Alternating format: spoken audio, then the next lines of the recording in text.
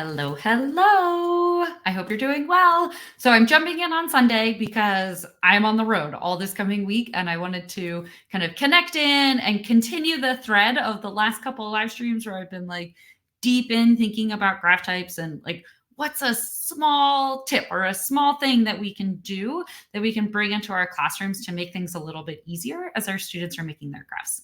And one thing that I thought of, it's the new year, there's a lot of discussion of time. We have a whole heck of a lot of time data that we work with our students. And so one thing I was thinking about is that old saying, I don't know if you're familiar with this, but like, when it's time, make a line. This is an old saying. I talked earlier, one of my like musings earlier in the fall was on like, well, it doesn't always work because sometimes we are looking at time across categories. But today I wanted to think about kind of the difference between like a line chart as we can select it in Excel or Google Sheets and a connected scatter plot. Also possible to look at and connect in Google Sheets and Excel, and kind of what is the difference and why we might want to choose this one, connected scatter plot, over this one, the line graph, as it comes up in Google Sheets and Excel.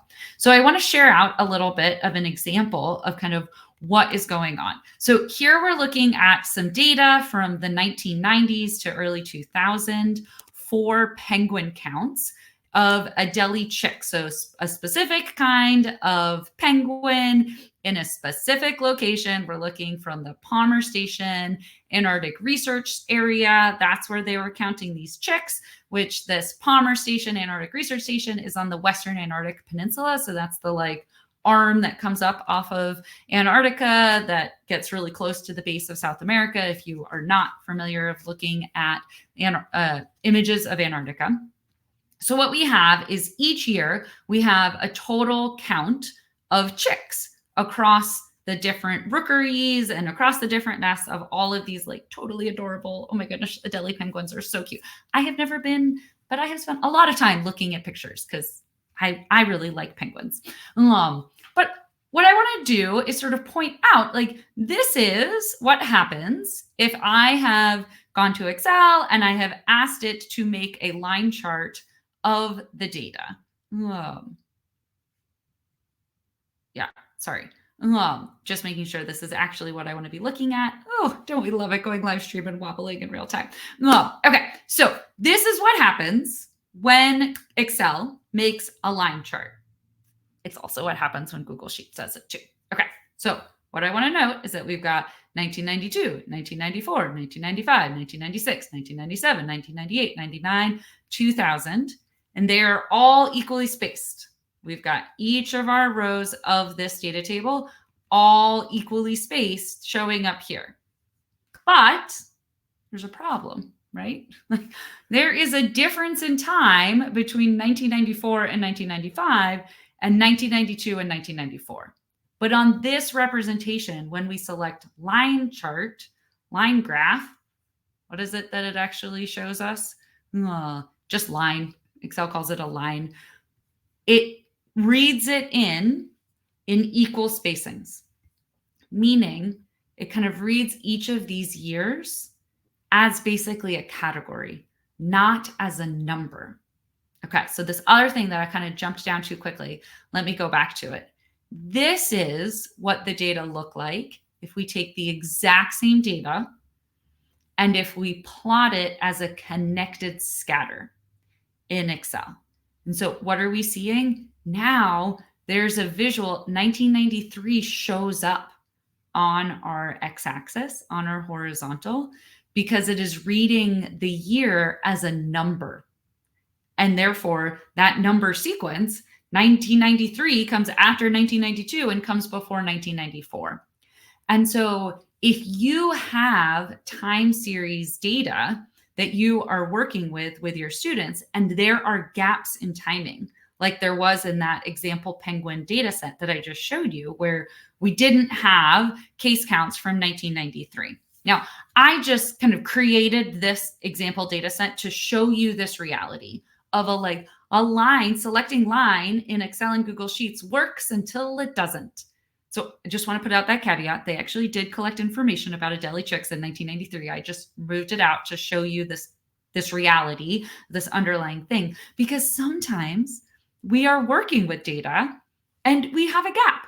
If we are recording rainfall every day throughout the year and it doesn't actually rain one day, or if we are if we are surveying our class, our classmates, but we don't come in on the weekends, we're going to have gaps in our time series.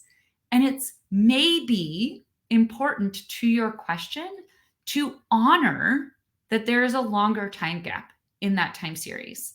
For example, like 1993 did actually exist as a year. We don't have a data point from it. We can connect that line because we could imagine, we could project that the number of cases, the number of Adelie penguin chicks, which is the case, that's what we're actually counting, would have been somewhere between the 1992 level and the 1994. Is it a guarantee? No, absolutely not. It could have been more than 1992. It could have been less than 1994. But there's like a reasonable guess that it was probably between those two. And that's what that line indicates. It's that like within like our understanding of the data, we would reasonably expect the data value, had we measured it, to exist somewhere along that line. So just a sort of word of the wise, as you're going forward and having your students work with data, if you have a time gap in your time series, use the connected scatter plot. Absolutely. Now, when I'm working with my undergrads and we're talking about data visualization and how we're going forward, I just always use a connected scatter plot. So then I know that the data are getting projected onto that data representation where my X value, whatever my time variable is, year, day, hour, whatever it is actually reading in as a number sequence. And for me, that just gives me sort of a peace of mind. But you don't always have to do that. But I did want to say, if you've got those time gaps on data sets you're working with your students, or if you are looking at assessment data and you, for example, may have a time gap in the 2020, 2021, 2019, 2020 school years, connected scatter plot is definitely the way you want to go, because students existed, they were learning then. We just didn't administer the tests in many places, our state summative tests, during those years of the wobbles of the pandemic. So connected scatter plot, great way to go when you have a gap in your time series. Line chart works, remember, with these like little hiccups on the back end of Excel and Google Sheets, or it's not always a line we want to make because we're not always looking at our data across a continuous thing. We're looking at categories, like I talked about a couple weeks ago. Okay, so those are some thoughts about time and how we can help our students make better graphs when they're graphing with time. Would love to hear your thoughts. How's it going for your students? What's working for your students? What are they still getting hung up on? Let us know. Drop us a comment. Send us a chat.